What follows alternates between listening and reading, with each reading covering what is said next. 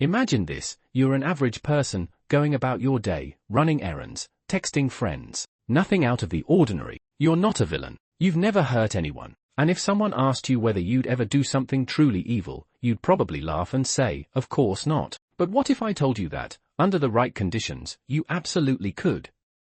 No, this isn't a plot twist from a movie. This is psychological reality. In the 20th century, countless psychological experiments, and even more historical events, revealed something deeply unsettling: that normal, everyday people are capable of acts they once thought unthinkable. Not because they're broken, not because they're evil, but because something in the environment, in the structure of power, in the collective mindset, quietly pushes them over the edge. And it usually starts with one small choice. Let's go on a journey together, into the heart of human behavior, to understand how good people become capable of monstrous actions. Not through sudden transformation, but through a slow and dangerous drift. This is not just a story. This is a warning. Welcome to the descent: how good people cross the line. Most of us believe that evil is dramatic, that it wears a mask, raises its voice, and kicks down the door. But in reality, evil is subtle. It's patient. And often, it wears a smile. Across cultures and eras, people just like you and me have committed atrocities, many convinced they were doing the right thing.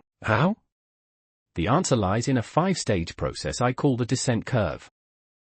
Stage 1, the nudge, normalizing the gray area. It begins with something small, a slight bending of the rules, a harmless white lie, a passive acceptance of something questionable. You tell yourself, it's not a big deal, and you're right, at first. But each time you cross that moral line, even slightly, it moves further away. The more you do it, the more normal it feels. This isn't just theory, it's how corruption begins, in both governments and individuals. The most dangerous changes are the ones that happen in increments. Stage 2, the voice of authority, borrowed morality. We're conditioned from birth to respect authority: parents, teachers, bosses, leaders. So when someone in power tells us to act against our conscience, we often defer. Not because we agree, but because the burden of responsibility seems to shift. It's not really my decision. I'm just following orders. And just like that, a person can commit harm while feeling morally exempt. We're social creatures. Being part of a group gives us identity, comfort, and security. But that same instinct can also be our downfall. When loyalty to the group outweighs loyalty to the truth, we justify anything. We adopt the group's values, even when they conflict with our own. And worst of all, we stop seeing those outside the group as fully human. This is where prejudice grows. This is where empathy dies. No one wants to see themselves as a bad person. So when our actions contradict our morals, our minds perform a trick. We rewrite the story. We say, I had no choice, or they deserved it, or it was for a greater cause. These internal justifications allow us to sleep at night, even as we slide deeper into unethical territory. It's not denial, it's a psychological self-defense mechanism. But over time, this distortion becomes our reality.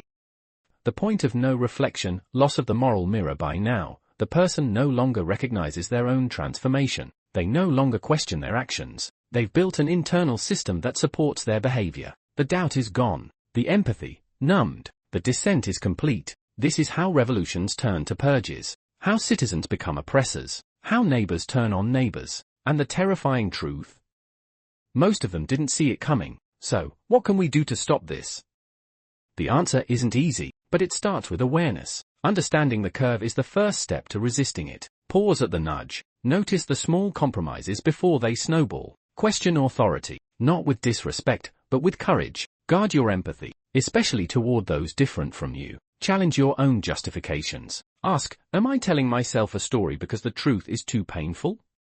Keep the mirror clean. Reflect often. Listen to dissenting voices. Stay honest with yourself. Because the moment you think, I would never, you stop paying attention to the ways you might. Evil isn't something out there. It's something we all carry, and must constantly choose not to feed. Thanks for watching. If this made you think, consider subscribing for more deep dives into the human mind and the philosophical forces that shape our world. Until next time, stay aware, stay human.